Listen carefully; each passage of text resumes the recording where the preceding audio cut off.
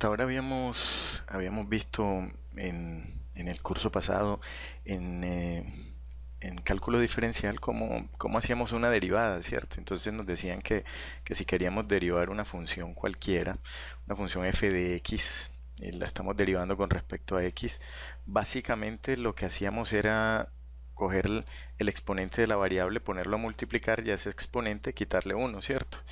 Un ejemplo para que recordemos. Teníamos, digamos, esta función f de x, pongámoslo sencillo, 3x a la 3. Y nos decían que la deriváramos con esta notación de primas, f' de x. Entonces iba a ser igual, miren, lo que nos está diciendo es que bajemos el exponente. Entonces quedaría multiplicando con este coeficiente. O sea que me daría 3 por 3, 9, bajando el exponente a multiplicar y al exponente le quito 1 como me dice la fórmula, entonces me queda 9x a la 2. Hasta aquí era básicamente lo que hacíamos en el cálculo diferencial, pero ahora en el cálculo integral vamos a hablar de la antiderivada, o sea, la manera de revertir este proceso para hallar la función. La integral me va a servir precisamente para coger procesos que implican un cambio, o sea, que implican una derivación, una rata de cambio, y, y convertirlo en una función, o sea, en una fórmula aplicable, en una fórmula manejable. Casi todas las fórmulas que utilizamos en física, en matemáticas financieras, en fluidos, en resistencia a materiales, se obtienen de esto. O sea, casi todos los procesos en la vida son una variable, los cambios de una variable con respecto a otra, o sea, una derivada. Pero entonces, ¿cómo hacemos para hallar una fórmula que sea aplicable a procesos similares? Pues aplicamos la antiderivada para que me dé la función o la fórmula. La antiderivada también podemos llamarla la integral, ¿cierto? Integral, o también podemos llamarla primitiva, a encontrar cuál fue digamos, el origen de la derivada. Entonces, miren esto. Hasta aquí teníamos la fórmula de la derivada. No vamos a demostrar, pero vamos vamos a presentar ahora la fórmula para poder revertir este proceso y hallar la antiderivada, que básicamente sería con esta notación: una S larga que me va a indicar integral, que esta es una integral indefinida, porque miren que en los extremos, ¿se acuerdan cuando hacíamos sumatorias? En los extremos no tenemos unos límites, entonces esta es indefinida.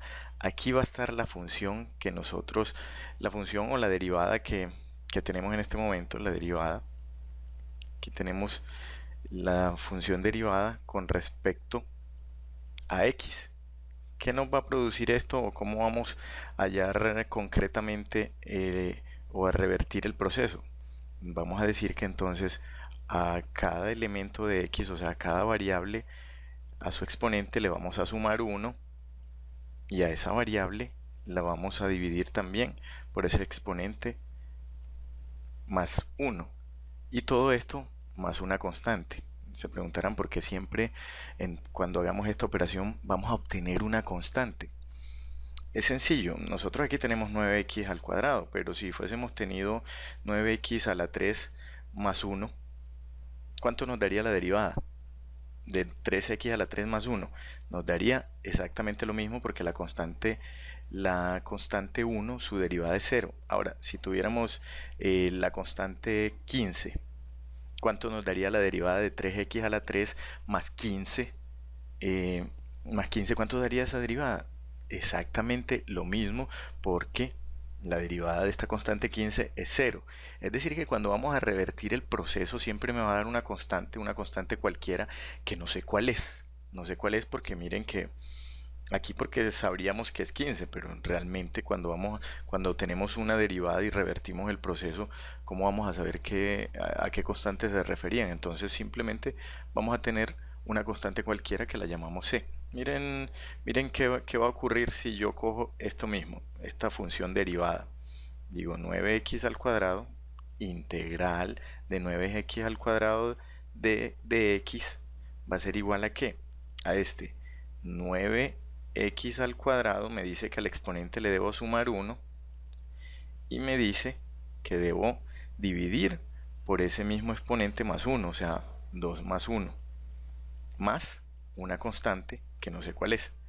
Ahora, ¿cuánto me va a dar esto? Me va a dar 9x a la 3 sobre 3 más una constante. 9 dividido 3 es igual a 3, o sea que me va a dar 3x a la 3 más una constante.